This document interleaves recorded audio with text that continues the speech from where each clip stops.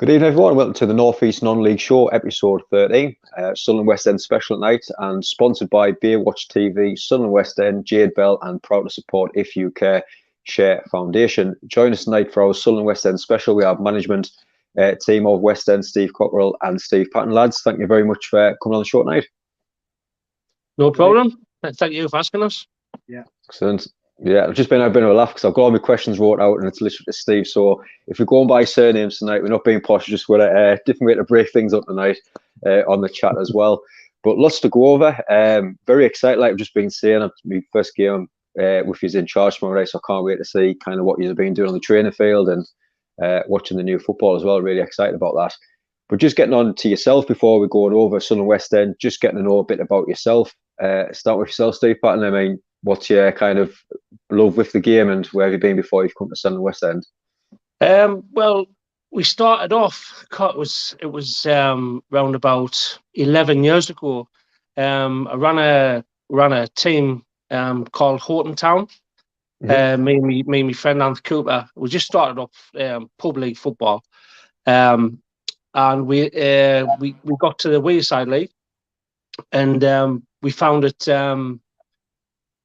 really good, but it was the money side of things which really it was the cost of the referees which changed. So we had a couple of good years, and then the Horton Town side we amalgamated with Sunderland West End. 11 years ago, we had conversations with the lad at the time, which was Davy Young, who's still at the club now, mm-hmm. And Gary Gettins, who's still in and around the club. And we came together as a team. Obviously, we ran out of finances, and Sunderland West End had everything geared up, ready for the Wearside League. So we came together, and we kept the name, the Sunderland West End. Obviously, we're all from the Sunderland West End. I knew like Gary Gettins and Anthony Nelson and all them like from school, really. So we came together. And that's how it all started. So it was about 11, 12 years ago. I stayed on as manager for, I think it was about 3 or 4 months. But my son was becoming interested in football. He was getting to that age now, which was like 6, 7, and he wanted to play football. So I resigned from the Sunderland West End as being manager at the time, joint manager with Davy Bond, just to concentrate on the youth football. And that's when we started the youth journey. So that's how Sunderland West End and Horton came about in the Wearside League as one team. And then the lads, to be fair, they have gone on from strength to strength, built the club up, took it out of the Wearside League into the Northern League, and that's basically where we are today. Yeah, some cracking lads involved as well. And for yourself, Steve Cockrill, how yourself just been involved around the game? Your love for football, where's it all that come around? Well, I started my journey from when I was a parent for my boy some 12 years ago. St Crew Football Club. I was, like I say, I was just a parent at the time, and sure enough, I got dragged into coaching. Yeah, happens all the time. We're coaching a team from 5-year-old, and then 2 years later, I became chairman of the football club. But our team from the age of 6, and then now 18-year-olds, been quite successful through the years. We've had a good stream of players, met some good friends. Football's been quite kind to me. Met Steve quite a lot of years ago, about 10 years ago, Steve, something like that. Yeah. When he was manager of West End Juniors, I'm not going to drop it in, but we beat them in a final. I won't say too much. But no, it's been a really good journey that I've enjoyed every minute with the kids, all the way through. So much so that Steve joined us about 3 or 4 years ago. The coach was at St Crew, and then we won the Pinpoint League, which was a tough league in itself. And then last year we went on and won the Nationals, the National Championships last summer. So it's been a good time. And then obviously we got involved with Sunderland West End, and we were offered the job, thankfully. And like I said, this is where we're at today, and it's exciting times. Definitely, like you said, 18th of October, appointed manager of Sunderland West End. Starting with yourself again, Steve Cockrill, how did you kind of feelings about getting approached for the job, and were you kind of excited with a new challenge going ahead? I was excited, very much excited, and I'm glad I've done it. I'm glad that we've both done it. I have links with St. Crow Football Club, which is a junior football club. But I spoke to the club, spoke to St. Crow Football Club, and just said, look, there's no conflict of interest. This is a totally separate direction. It's senior football, and it was the next step for me and the next step for Steve. And yeah, really excited. And the club's been brilliant with us since we've been here, and I'm just looking forward to the future. Yeah, and yourself, Steve, Patton, the same kind of situation? Yeah, obviously I was involved with Sunderland West End from under 11s to under 16s, which we had a really successful side, winning the Russell Foster on many occasions, the Premier League. So we had a pretty good time. But then it came to the end. It was in lockdown. We just did. You just get the feeling it was coming to an end. There was a lot of lads playing for the district. We had lads playing for Northumberland district. We had lads playing for Sunderland district. We had lads playing for Hartlepool district. So it was getting harder to have a team. So we came together with Steve and we joined forces, sort of thing. And that's when we went into the Pinpoint. But it's always felt like it was destined to come back to the Sunderland West End at some point. Whereas being involved with it from the beginning, really, and then with the juniors, it's always felt like that I'd always want to give it a go. So I mean, we supported the former manager before we actually got the job. We supported the former manager by giving him some of our under 18 players who had a good time with him and scored a few goals, and a lot of them. Even though it was to the detriment of mine and Steve's youth team, we supported Sunderland West End there as well. So when they wanted to make a change of the managers, and we put the application form in, then obviously we had the interview and got the job. We were absolutely delighted. Like I say, it's always felt like it's always meant to be for me. Like, so, yeah, we're just looking forward to what the future brings, really. Definitely. And for yourself, Steve, I mean, before taking over, obviously only 4 wins and 22 games for the club, were you kind of worried about the squad that you're kind of taking over, or do you see that as the hunger in yourself to go out and work with the squad and also bringing in new players and making the team that you want to put on that football pitch? Well, what we'd done is, myself and Steve, we watched quite a few of the games anyway, leading up to getting the job. So we had quite a good insight of what they already had. We knew those players there we could work with. We did realise that we would have to bring some new players in. We had a fair knowledge of what players we wanted, but at the same time, Darren Little, who's heavily involved in the committee with the club, has been absolutely brilliant with us because he's helped us recruit players. And we brought in, I think it's 7 players we brought in, and the 7 players we brought in have actually added some real quality to the team and the squad. So it's difficult for us now because on a match day we can only pick 16, but we've probably got about 24, 26 lads to pick from. But it's a headache, but it's a good headache. We enjoy it, and like you say, some lads are going to be disappointed, but unfortunately you can't 24, 26 lads. You can only pick 16.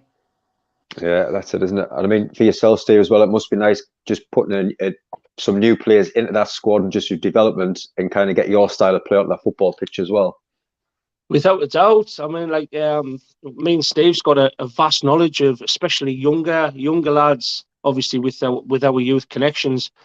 These lads is now starting to turn 18-year-old, and you know, we are trying to sort of not build a young side as such, because I think if you put too many youngsters into one side, then in this league, the Division 2, it's a very tough league with seasoned players who's played the game season in, season out. So it is very difficult for the youngs, but we've got some real talented youngsters. I mean, just the other day there, we played Bury Rangers, who was we're the top of the league at the moment and looked like we're running away with it. And we had, I think it was 4 or 5 17-year-olds and a 16-year-old in the squad, and they held it on, and we got a point. And on a different day, it might have been a different story. So we are trying to bring the youth through. but we understand that we've got to try and keep the older heads as well, and we've got some fantastic older head players as well, who's been really good with the youngsters as well in training and encouragement in the dressing room and bringing them through. So yeah, it's but we've got such a knowledge. Like Steve obviously was a lot of Middlesbrough, Seton Crew, Hartlepool kind of way. I was more Sunderland. We've both got the knowledge of the Northumberland lads. So we've got a vast knowledge of the whole Northeast for the youngsters who we know, who we've been up against. So yeah, I mean, the future could be quite bright if we can get some of these youngsters in. Definitely. Like I say, it just sounds a good mix. Like you say, both working in youth football, and I think that's the way going forward now. It's got a lot of youth players coming through, but if you can keep them youth players for 3 or 4 seasons, God knows what you can do if you keep and gelling that team together. But mix that with, as I say, the committee that you've got there at the moment. And every time you go down, they're just so friendly. I mean, when I first moved to this area over here, like it doesn't matter where football is, I'll find it. And I just remember one night hearing a whistle. I was like, oh, must be a football around here. And I went around and seen the hub. I was like, oh, I like this, right on my doorstep. And within a couple of games, I was advertising a few things on Twitter, and Dave Cotty says, hey, come and join the committee. I was, oh, I'm running the football team at the minute. I'm too busy at the minute. But honestly, they're just so friendly. And the first time I went down, did the vlog, get yourself on the pitch, get a video of the warm-ups, do a bit of this, do a bit of that. And they're just so welcoming. Like I say, with Little as well, just the knowledge and the love for the club. It's unbelievable, isn't it, really? Yeah, the passion for the lads have got, the committee. They've been absolutely fantastic to bring the club, even just to the Northern League from the Wearside League. It's a huge step, and they're very passionate, and to bring the money in, the budget and things like that. The work tirelessly behind the scenes they do, and it's very much appreciated by me and Steve. We said from the outset in the interview, we said this is not just, if we did get the job, it wasn't just about me and Steve. It's a whole team. We have a whole team, and we all take the credit when we win, and we all commiserate together in the bar after when we lose. So we are a big team, and some great lads at the club. Really good.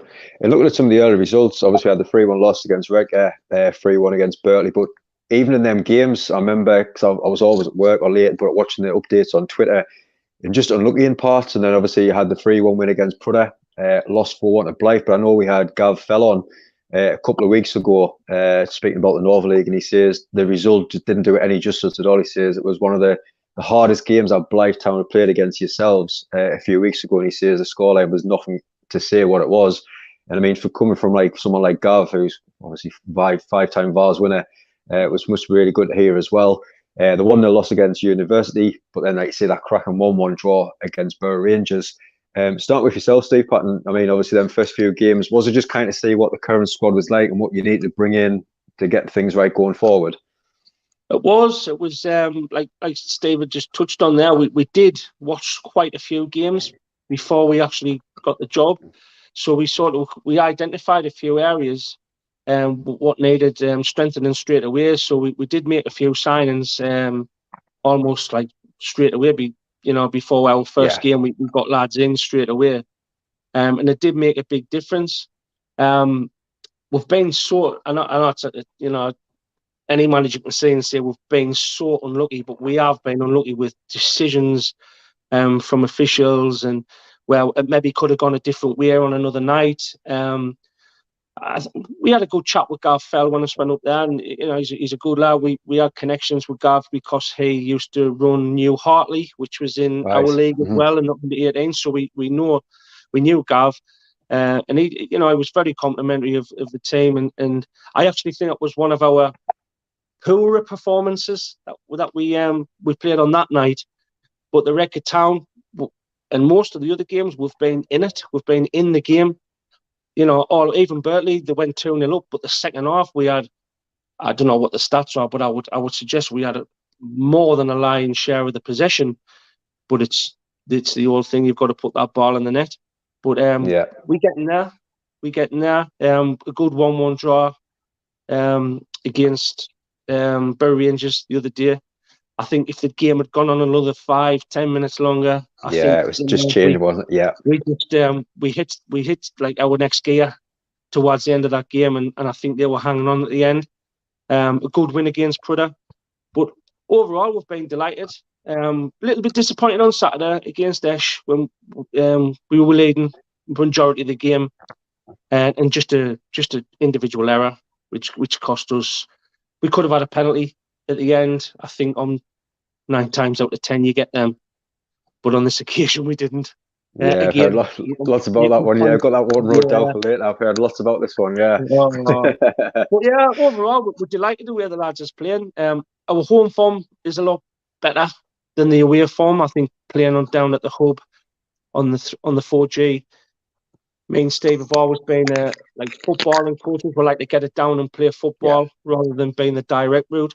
So when you're playing on some of these pitches, heavy winter time, we have to change it up a little bit. But when we play at home, as you'll probably see tomorrow night, we do like to get it down and play football. But we've just got to keep going, and hopefully our luck changes. Oh, definitely. And for yourself, Steve, obviously going over the early results when first taking over, what's your thoughts looking back at them games now? My opinion is we played Red our first game. We were great on the night for 60-65 minutes. What goal? Then we sort of sat back. They equalised. We were the second goal, and then we ended up losing the game 3-1, which was really unlucky. The lads played really well, but the spirits were high from that point. What we've done is we trained after that. We'd worked on a few things. Then we went into the following game against it might have been Bertley. Was it Bertley? I think it was the Bertley game. Really well, very good team, by the way. Identity was starting to take shape. The players were buying into it, and then we moved on through the games. We played through them, and then that's when you could see that the team and the shape had started to gel, and performances were there, and we were consistent with our performances, and the lads were confident. We've changed our times to suit the opponent and players, because we've had players missing with injuries, suspensions, holidays, but generally the lads who we've got in the squad understand what we're trying to do, and they've all bought into it. And as we're going through these games now, we get stronger and stronger by the week. But moving forward from last Saturday, yes, we were disappointed with last Saturday's result, because although you look at it before the game and you think, is it a good point or is it 2 points dropped? Actually, we thought it was 2 points dropped at the end, because we had so many good chances in the first half and some really good chances at the second half. And then the penalty incident at the end, which didn't go our way, unfortunately. It just felt a little bit flat after that. But we've looked at the fixtures moving forward. We've got 10 games at the hub and 5 games away from the hub. Now, the lads, the way we're playing, they will go back to the identity and the style of play, as Steve's spoken about.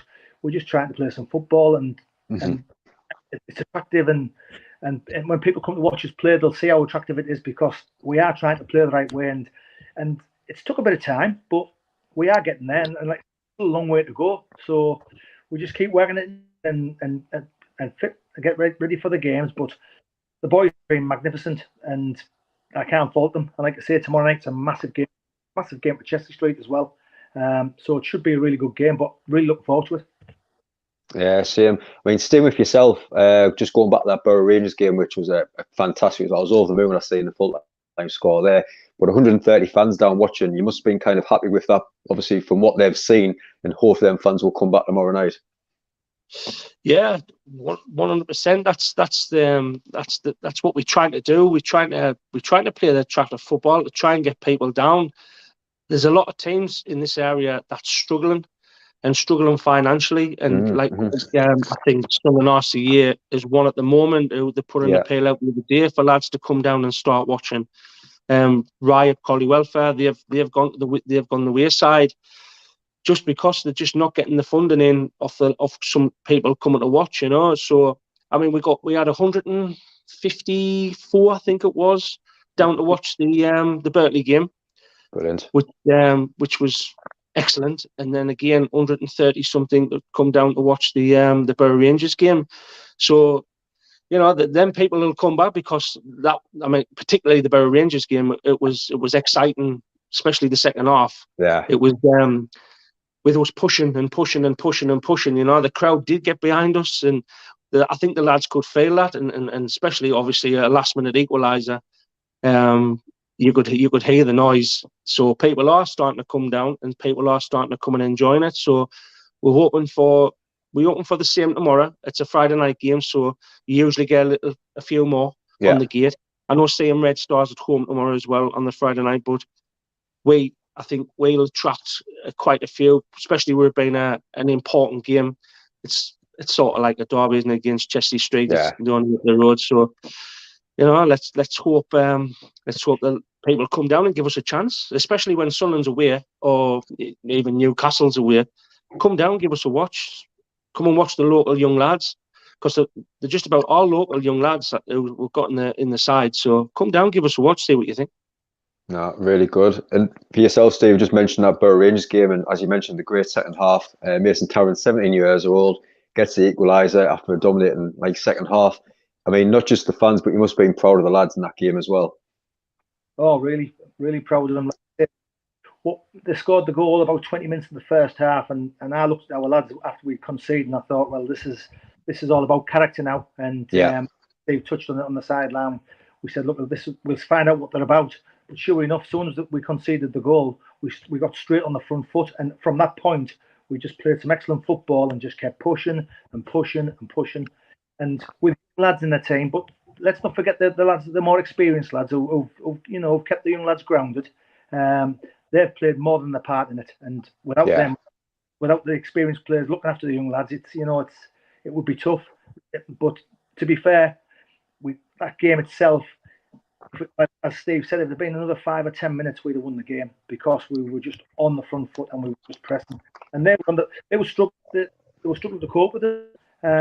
So that was, for me, that was a shift in the way the lads were thinking, because after that game we came off and we got in the dressing room and the lads was just saying, look, we've played in the right way now and we understand this is what we have to do moving forward. And so the good thing that came out of it was the lads realised that they are good enough.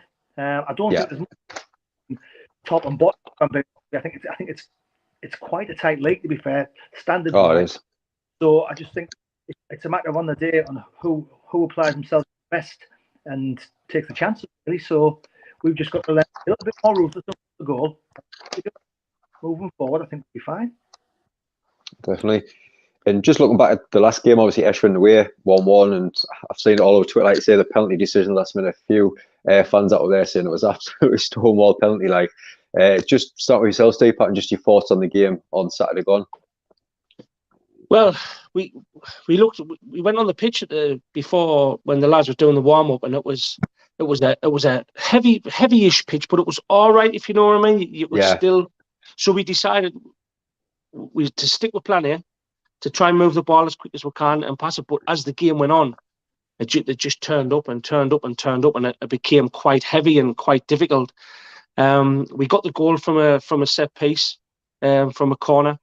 Dan Wiles, who's been absolutely fantastic since he came in from Whitley Beer. Absolutely fantastic. He gets us 1-0 up.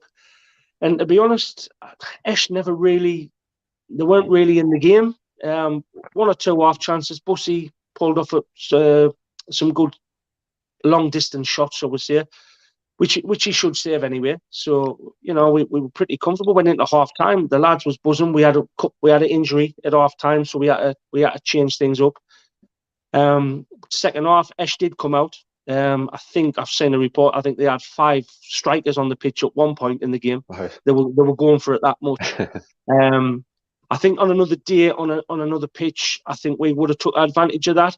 But because it was so sticky and it became such a scrap, I think it came down to Esh wanted that, and I think they wanted the scrap. And they've got some big lads in their team, and we did have some youngsters in the side, and maybe that was the difference. And it was just an individual error from a lad at the back who doesn't normally make errors, and it was just an individual error. The lad went through it and managed to squeeze it in.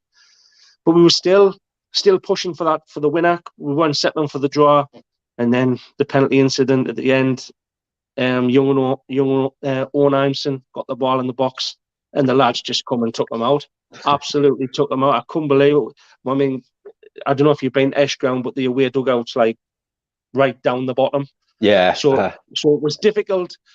although we're a distance away, you just knew you could see it. But just the reaction of the lads as well, and it was they're all saying it was an absolute stonewall. It looked a stonewall penalty for me. The linesman on our side thought it was a penalty.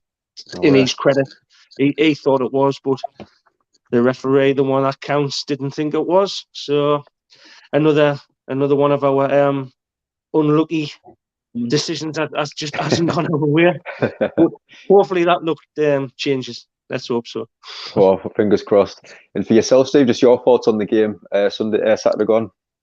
Well, like I said earlier on, I think it was a game of missed chances. We take chances 4 or 5 chances early on in the game. If we take 2 of those chances, that puts a different outlook on the game. Then second half, we score in injury time in the first half. Start the second half on the front foot. We have 2 or 3 good chances early second half. Take 1 or 2 of those, that puts the game to bed. They had a 20-minute spell where they started, like, as Steve said, they had 4 or 5 centre forwards on the pitch, and they started knocking the ball along, and it suited them. And they had a good 20-minute spell where they got on top, and then obviously that led to them scoring the goal. And then it was like 80, 82, 3 minutes, something like that. And once again, I looked at the lads again, and I thought, well, it'll be a good reaction because it's heavy pitch, we're playing up the bank. How will they react to conceding this goal? But sure enough, they did it again. They rolled the sleeves up and they went back on the front foot, and we were the team that were looking more likely to score to win. And then obviously we go back to that incident again. But hey, it is what it is. We can't do nothing about it. But if you look at it and you say, well, it's a point, that's what we've got to look at. It's a point. It should have been 3. It wasn't. You've got to give credit to them. They had a good 20-minute spell. They took advantage of that 20 minutes, and we didn't take advantage of the chances that we had. So it is what it is. But we forget about it. We move forward now, and like you say, really looking forward to tomorrow night. Yeah, definitely. Just want to say as well, everyone watching so far, solid watches all night. Really appreciate your support on the channel as well. If you haven't already, please hit that subscribe and help the channel grow as much as we can. Just getting on the aims and the plans. Start with yourself, Steve Cockrill. Since coming in, obviously 6-7 new players, good young talent. What's your plans and aims now with the club moving forward? Well, obviously, now the thing is, most important is to stabilise the team and the club. First of all, our aim is to make sure we move up the table. That's the key. Yeah. We've brought very good players in. We don't feel at this moment in time we need to bring much more to the club. Maybe in the summer we'll look at it again. But the players we brought, don't think we don't. Even in the summer, I wouldn't even think we'd need wholesale changes. We probably need to add maybe just a couple of lads to the squad already. If we have the squad that we've got now, I believe, and Steve believes, that we probably only need a couple of players in certain areas, which we both we need to attract. So that would be our aim for next season. And like you say, get through this season, stabilise it, have a good pre-season, a hard pre-season, because I'm a bit of a disciplinarian when it comes to fitness. So it'll be a tough pre-season, that's for sure, because we'll hit the ground running start next season with a few new faces to add to the already talented squad that we've got. Definitely. And for yourself, Steve, Patton, obviously between now and the end of the season, it's all about finishing strong. But just as you say, getting that squad together, the gel, it's a good mix of young players, and obviously some of the club legends there, like Neil, Buster the Keeper, my son's favourite player, that one. It's important to kind of get them lads out and just tell them what this means to like them type of players as well, doesn't it? It is, like Steve says, since we've came in, we train now religiously every week, and Steve does the fitness every week, and the lads are coming, and they are enjoying it. They do like 30 to 40, 45 minutes solid fitness, and you can see the difference in them. You can see the difference in the fitness level, but not just that. It's the we always play a certain game at the end, and it's the crack, it's the coming together, it's the camaraderie. It is starting to gel together. I think they've bought into what me and Steve are trying to do, what we're trying to bring to the team. I think they've bought into that straight away. But I think fitness was definitely a concern when we first took over. Obviously, like I mentioned early on, we did watch a few games, and teams just seemed to be a little bit more fitter. So we said from the outset it was going to be fitness, and to be fair, the lads they turn up in the numbers. We always get really good numbers at training. They do the fitness, and I think you can see that now. But we needed a togetherness. We needed to get that crack gone. You know, as we see in the changing room, and the lads we've got a WhatsApp group, and it's always pinging, which is annoying to me. Why? On a night time, it's ping, ping, ping. But you know that's what we want. We want the lads all bantering with each other and having a good big crack and a bit laugh. And we've got Neil Bussey now in charge of the fines. So fines for dirty boots, fines for not wearing the correct stuff. So he's in charge of that. So yeah, it's as I can only go off what the lads have seen. They're just saying is a different kind of atmosphere, shall we say, and they seem to be enjoying it. So I think that'll bring better performances and certainly we hope better results to move up that table.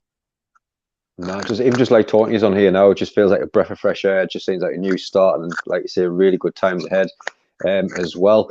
And just finishing looking over the league itself, just going over Division 2 results from Saturday: Easington Colliery 2, Redcar 1, Borough Rangers 3, Billingham 0, Brandon 1, Prudder 2, Chelsea Street United 1, Horden 4, Eshwin 1, Sunderland West End 1, Jarrah 4, Willerton 0, Newcastle Uni 2, Chelsea Street Town 1, and Wrighton 2, Bedlington 2.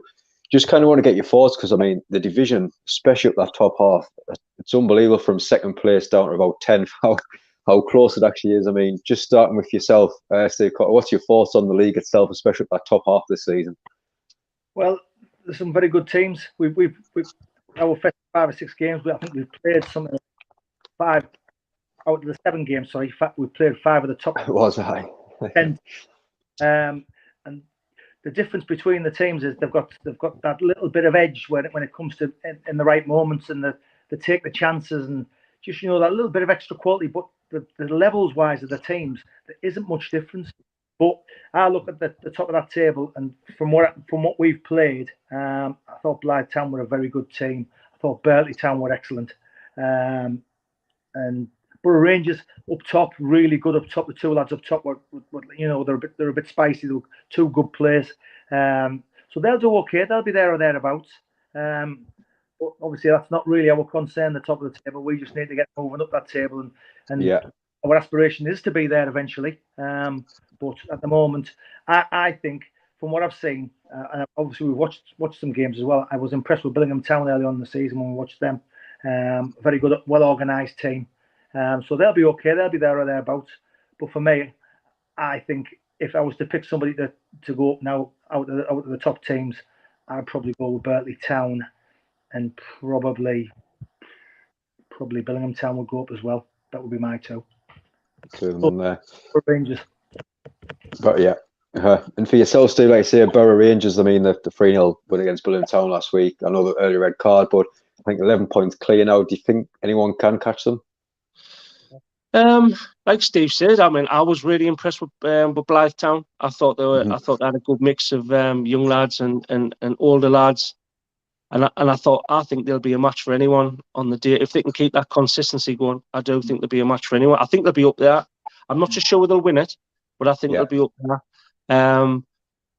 Berkeley Town, obviously they've got that centre forward Rutledge up front who's just absolutely smashing them in for fun.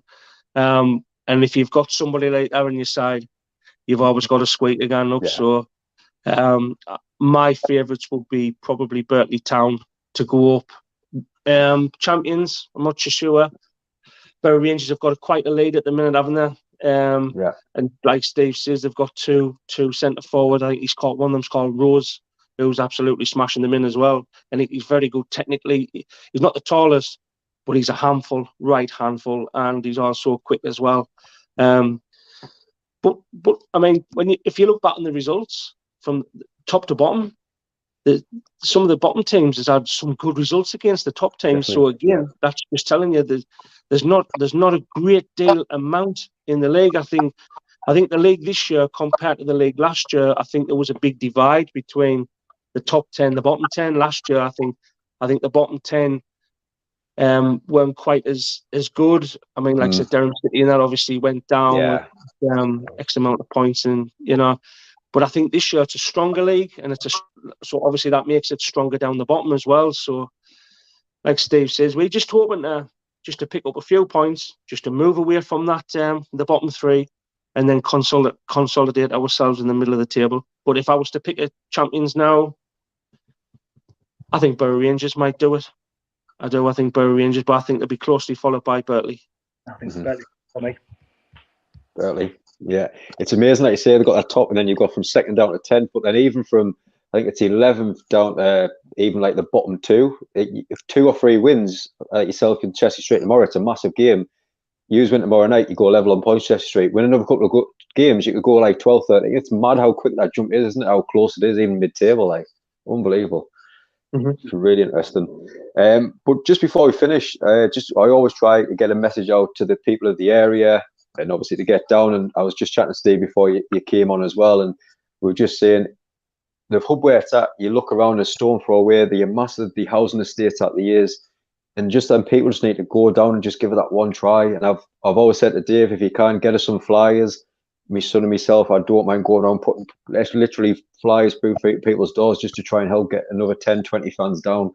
And if they're going then tell another 10 or 20 people, it just gets passes on. It'd be amazing to get like a full crowd down, like say 300, 400 people one game to show the support. Because I'm sure they'll be very impressed with what they see. But just starting with yourself, Steve Patton, what would be your message to the people of the area to come down and watch? I would say come and give us a try. If you've been before, come and give us a try. See what you think.